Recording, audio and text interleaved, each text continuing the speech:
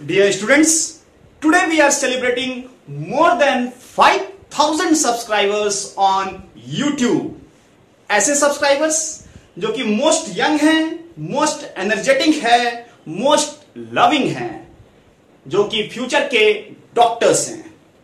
Dear students, I am so pleased, delighted and highly thankful to all of you. आशा करता हूं पिछले video में दिखाए गए स्टैंडर्ड 12 के टॉपिक्स को आपने अभी तक अच्छे से रिवाइज कर लिया होगा. आज हम स्टैंडर्ड 11 के इंपॉर्टेंट टॉपिक्स लेकर आए हैं. मैं हूं डॉक्टर राज सिंह, एमबीबीएस, रिम्स रांची, और आप देख रहे हैं सिटी ऑफ बायोलॉजी.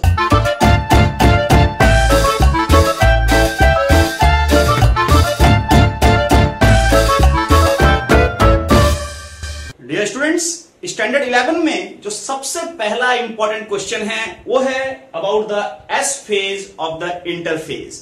यहां आपको पता होना चाहिए कि डीएनए सिंथेसिस और डीएनए रेप्लिकेशन टेक्स प्लेस. तो इस फेज में डीएनए का रेप्लिकेशन होता है और इसके कारण से at the end of this phase amount of DNA doubles. Generally, they ask the question to compare the amount of DNA in the G1 phase, S phase and the G2 phase. तो S phase के बाद amount of DNA doubles, लेकिन जो number of chromosomes है that remains same. Next question is again from cell division and that is about the prophase 1 of meiosis 1. यहां पर सबसे पहले आपको पांचों फेज को अरेंज करना ऑर्डर में आना चाहिए. First leptotene, zygotene, pachytene, diplotene, diakinesis. उसके बाद सभी फेजेस में क्या इवेंट हो रहे हैं, मेजर इवेंट्स के बारे में आपको पता होना चाहिए. जैसे कि जो लेप्टोटीन फेज है, इस फेज से जो क्रोमैटिड्स होते हैं वो कंडेंस होने शुरू हो चुके होते हैं and that's why chromosomes are visible for the first time in the leptotene. Next phase is the zygotene, जिसमें कि सिनेप्सिस होता है. Synapsis is the pairing of homologous chromosome leads to the formation of synaptonemal complex that is also known as bivalents और tetrads. At the same time pachytene is characterized by crossing over. तो crossing over किसके बीच में होता है? Crossing over takes place between non sister chromatids. Remember, non sister chromatids of homologous chromosomes. This is called crossing over. और इस crossing over में एक एंजाइम का रिक्वायरमेंट है, दैट इज द रिकम्बिनेज. जो रिकम्बिनेज एंजाइम होता है that is a combination of nucleus जो कि काटता है एंड लाइगेज जो कि जोड़ता है. Next one is your diplotene. तो डिप्लोटीन फेज में आपको एक एक्स शेप का स्ट्रक्चर दिखाई देगा and that is known as chiasmata. And the last one is your diakinesis, जिसमें कि कायस्माटा टर्मिनल एंड की तरफ बढ़ना शुरू करता है, दैट इज कॉल्ड टर्मिनलाइजेशन. अब बात करते हैं क्वेश्चन नंबर 3 और क्वेश्चन नंबर 4 की. तो तीसरे नंबर पे you must know the functions of rough endoplasmic reticulum, that is the protein synthesis. Rough क्योंकि उसके सरफेस पे राइबोसोम्स होते हैं जो कि प्रोटीन सिंथेसिस में मदद करते हैं. SER स्मूथ एंडोप्लाज्मिक रेटिकुलम क्योंकि इनके पास राइबोसोम्स नहीं होते हैं and they help in lipid synthesis. At the same time Golgi body का फंक्शंस. तो this helps in the modification of the proteins. Modify करके this results in the formation of glycoproteins as well as synthesis of glycolipids. तो glycolipids, glycoprotein is the Golgi bodies. Question number 4, very important question, is the transport of carbon dioxide in the blood. So carbon dioxide हमारे blood में 3 form में transport होता है. Maximum this is transported in bicarbonate form and that is nearly 70%. Eight the same time in combination with haemoglobin, जो product बनाता है that is your carb amino haemoglobin. This is not carboxy hemoglobin, this is carb amino hemoglobin 23%. Carbon monoxide combines with hemoglobin to form carboxy hemoglobin. Next one, dissolved in plasma 7%. सबसे ज्यादा important है maximum किस form में transport होता है and that is the bicarbonate form. Let's take question number 5। तो पांचवा important question है हार्मोन फॉर कैल्शियम मेटाबॉलिज्म। तो दो हार्मोन्स होते हैं, एक है पैराथॉर्मोन जो कि पैराथायरॉयड ग्लैंड से आता है, और दूसरा है calcitonin which comes from the parafollicular cells of thyroid gland. तो जो ये पैराथॉर्मोन है ये ब्लड में कैल्शियम के लेवल को बढ़ाता है, और जो कैल्सिटोनिन है this lowers the blood calcium level. That means दोनों हार्मोन एक दूसरे के एंटागोनिस्टिक हैं। नाउ इन हार्मोन्स के हाइपो या हाइपर सिक्रीशन से कौन से डिजीजेस हो सकते हैं इसके बारे में जरूर पढ़ लीजिएगा। Next one from the circulatory system, question number 6 is the heart sounds and the ECG waves. तो रिमेंबर स्टूडेंट्स, कभी भी जब वेल्व खुलता है it does not produce any heart sound, this is always due to closure. तो दो option आप फट से हटा सकते हैं। सो क्लोजर ऑफ जो ऊपर वाले वेल्व्स हैं जो कि एट्रियो वेंट्रिकुलर लेवल पे हैं, that is the bicuspid and the tricuspid valve, they produce the first heart sound, that is the love, closer. And the next one is the semilunar valve. जो semilunar valve close होता है, this produces second heart sound called dove. At the same time जो हमारे ECG waves हैं, तो ECG wave में तीन prominent waves हैं। एक है P वेव जो कि है आर्ट्रियल डीपोलराइजेशन, जब वो डीपोलराइज होता है। QRS एक कॉम्प्लेक्स है, this is your ventricular depolarization, and the T wave is the ventricular repolarization, this is repolarization. बात करते हैं question number 7 and question number 8 के बारे में। तो 7वें नंबर क्वेश्चन पे है गैस्ट्रिक ग्लैंड्स। तो जो स्टोमक का म्यूकोसा है वहां पे कुछ ग्लैंड्स हैं। First one is the mucus neck cells जो कि म्यूकस सेक्रेट करेगा। Next one is the peptic cells also known as cheap cells, secretes pepsinogen. Pepsinogen is a zymogen which is inactive, और उसको एक्टिव कौन बनाता है? Conc HCl at pH 2, and this Conc HCl is secreted by parietal cells also called auxintic cells. They also secrete intrinsic factor also called Cassell's factor that helps in the absorption of vitamin B12. At the same time, question number 8, types of joints. तो generally तीन तरह के joints होते हैं। Fibrous जो कि पूरी तरह से इमूवेबल होता है, जो हमारे स्कल है वहां पे जो सूचर्स हैं they are the fibrous joints. Cartilaginous joints they have a limited movement, तो this is present between the vertebras of the vertebral column. At the same time, we have the synovial joints which are freely movable. So the types of the synovial joint का जो examples है वो बहुत ही important है। जैसे कि सबसे पहला लेते हैं ball and socket joint।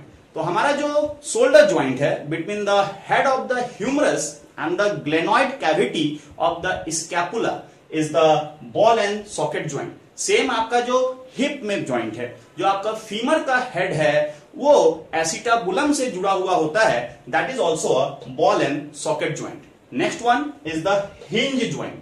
जो हिंज ज्वाइंट है, तो hinge joint is our elbow joint, we have the knee joint. Next one is the pivot joint, जिसमें कि एक बोन फिक्स होता है और दूसरा बोन उसके ऊपर रोटेट करता है, that is your joint between atlas and axis. Next one is the gliding joint. तो gliding joint is between the carpal bones. हमारे पास रिस्ट में 8 कार्पल हैं, वो एक दूसरे के ऊपर ग्लाइड करते हैं। And the last one is your saddle joint. जो सैडल ज्वाइंट होता है वो poorly developed ball and socket joint होता है, और उसका एक कॉमन एग्जांपल है carpal and the metacarpal, that is the first metacarpal, that is the metacarpal of thumb. तो next important question is about holo enzymes. तो जो एंजाइम होता है उसका जो मेन पार्ट है वो प्रोटीन पार्ट है which is called apoenzyme, but it can have a non protein part and that is called as the cofactor. Cofactor बहुत ही ज्यादा जरूरी होता है एंजाइम के फंक्शन के लिए। नाउ जो कोफैक्टर्स हैं वो 3 प्रकार के हो सकते हैं। अगर कोफैक्टर टाइटली बाउंड है, that is called a prosthetic group tightly bound. अगर वो लूजली बाउंड है, this is a coenzyme. जो को एंजाइम्स होते हैं like NAD, NADP, generally they have vitamins as their components. Example में NAD या NADP के पास there is a vitamin niacin. At the same time metallic ions, so there are metallic ion activators. One of the examples given in the NCERT, very important, is the zinc that activates pro-carboxy peptidase. At the same time, we have the next question, question number 10, abscisic acid ABA, a plant hormone. तो ये एक inhibitory type का plant hormone है जो कि plant metabolism as well as seed germination को inhibit करता है। दूसरा चीज, it causes the closure of stomata. This is a stress hormone. So stress hormone in plants is abscisic acid. Stress hormone in the humans is adrenaline. क्यों बोलते हैं इसको stress hormone? क्योंकि ये आपको अनफेवरेबल कंडीशन में सरवाइव करने का पावर देता है। एट द सेम टाइम ये जो हार्मोन है, this is antagonistic to the other hormone gibberellins. Next important question है about the electron transport system. तो ये होता कहां पे है? This is in the inner mitochondrial membrane. यहां पर 5 कॉम्प्लेक्सेस होते हैं। पांचों कॉम्प्लेक्स का नाम आपको पता होना चाहिए। First is NADH dehydrogenase, second one is FADH2, the third one is cytochrome BC1, the fourth one is cytochrome C oxidase, the fifth one is ATP synthetase. ATP synthesate का स्ट्रक्चर आपको पता होना चाहिए। यहां पर 2 मेजर कंपोनेंट्स होते हैं, एक होता है F1 और एक होता है F0। F0 जो F0 होता है वो मेम्ब्रेन के अंदर में एम्बेडेड होता है, that's why this is a integral component. Whereas जो F1 होता है वो बाहर होता है, this is the peripheral protein. Now जो F1 है, this is the site of ATP synthesis. At the same time her ATP synthesis के लिए 2H plus has to pass through the F0. Eight the same time जब आपका NADH2 और FADH2 का oxidation होता है, so 1 NADH2 से 3 ATPs are formed, whereas 1 FADH2 से 2 ATP is formed. At the same time, what is the role of oxygen? तो जो हमारा ऑक्सीजन है वो फाइनल हाइड्रोजन एक्सेप्टर का काम करता है। Question number 12, that is the C4 pathway. तो ये जो C4 पाथवे है, it is also called hatch and slack pathway. Now what is the advantage of this pathway? So this solves the problem of photorespiration loss. We know photorespiration is a wasteful process in the C3 plants. Example for the C4 pathway, the plants are sugarcane है, मेज है, sorghum है। Now आखिर ये C4 pathway का site क्या है? So this takes place both in the mesophyll cells as well as the bundle sheath cells. जबकि हमारा जो C3 था, that takes place only in the mesophyll cells. Now this type of arrangement in the C4 pathway is also known as Kranz anatomy. इसके अलावा आपको primary acceptor of CO2 पता होना चाहिए in the C4 pathway, that is your phosphoenol pyruvate PEP. Now this is accepting the CO2 in presence of PEP carboxylase and the first stable product is your oxaloacetic acid जो कि 4 carbon का compound है, that's why this is also called C4 pathway. At the same time, this oxaloacetic acid and the malic acid, they are formed in the mesophyll cell itself. So this is very important topic, C4 pathway. Next one is the question number 13, nitrogen fixation. तो nitrogen fixation जिस root nodules में होते हैं उनका colour pink होता है। It is pink due to presence of leg hemoglobin. Now these nodules have a enzyme nitrogenase. जो nitrogenase नाम का एंजाइम है, इसका जो मेटेलिक आयन एक्टिवेटर है वो है मोलिब्डेनम एंड आयरन कॉम्प्लेक्स। याद रखिएगा, molybdenum and iron complex. Now nitrogenase nitrogen को कन्वर्ट कर देता है into the ammonia which is the first stable product of nitrogen fixation. Next one, ये एंजाइम ऑक्सीजन से बहुत ही ज्यादा सेंसिटिव है, तो उसको उससे बचाना है। तो ये काम करता है लेग हेमोग्लोबिन जो कि एक स्कैवेंजर है ऑक्सीजन का। Eight the same time you should know the microbes used in the nitrogen fixation. दोनों ही, एक तो free living microbes as well as the symbiotic microbes, तो उनका एग्जांपल्स एनसीईआरटी से जरूर याद कर लीजिएगा. Now let's talk about question number 14 from the plant kingdom and this is about bryophytes. तो bryophytes को हम लोग amphibians of plant kingdom भी बोलते हैं and they have a haplodiplontic life cycle, मतलब गैमेटोफाइट भी होता है और स्पोरोफाइट भी होता है, but the dominant stage is your gametophyte. At the same time, presence of Antheridiopore and Argeniopore is the characteristic feature of bryophytes. Bryophytes are of two types, liverworts and mosses. Liverworts में आपको Marchantia के बारे में पता होना चाहिए, which is having thalloid as the plant body. At the same time, mosses में Protonema stage and leaf stage. तो this is an important feature of the mosses. उसका एग्जाम्पल्स पता होना चाहिए आपको. तो एग्जाम्पल्स में फ्यूनेरिया, पोलिट्राइगम एंड स्फैग्नम.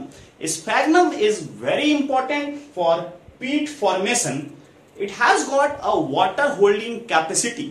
इस कारण से अगर हमको लिविंग मटेरियल्स को अगर दूर तक ट्रांसपोर्ट करना है तो we use sphagnum. At the same time the question number 15 we have to talk about the types and examples of aestivation and placentation. तो इसको आप एनसीईआरटी से बहुत अच्छे से पढ़ लीजिएगा. जैसे कि एस्टिवेशन में वेलवेट. नाउ वेलवेट का डायग्राम कैसा है वो आपको पता होना चाहिए और उसका जो एग्जांपल है वो आपको पता होना चाहिए. इसी तरह से जितने भी टाइप से एस्टिवेशन है और जितने ही टाइप के प्लासेंटेशन है उन्हें प्लीज एनसीईआरटी से बहुत ही अच्छे से पढ़ लेना है. Students, these where the top 15 questions from class 11. इसके अलावा मैंने नियरली 100 क्वेश्चंस कलेक्ट किए हैं जिसका कि लिंक आपको वीडियो के डिस्क्रिप्शन में दिया हुआ है. आप वहां जाकर उन 100 क्वेश्चंस को जरूर डाउनलोड करें और अच्छे से रिवाइज कर ले. मैं फिर से रिपीट करना चाहूंगा कि ऐसा नहीं है कि यही 100 क्वेश्चंस एग्जाम में अपीयर करेंगे, बट हां दे have a high probability. Hope आपको आज का वीडियो बहुत ही अच्छा लगा होगा. अगर आपने मेरे चैनल को अभी तक सब्सक्राइब नहीं किया है तो नीचे दिए गए लाल बटन को दबाकर जरूर इस चैनल को सब्सक्राइब कर ले. मैं इसी तरह के इंटरेस्टिंग और इंफॉर्मेटिव वीडियोस लेकर आता रहूंगा. तब तक पढ़ते रहिए, मुस्कुराते रहिए. Best of luck.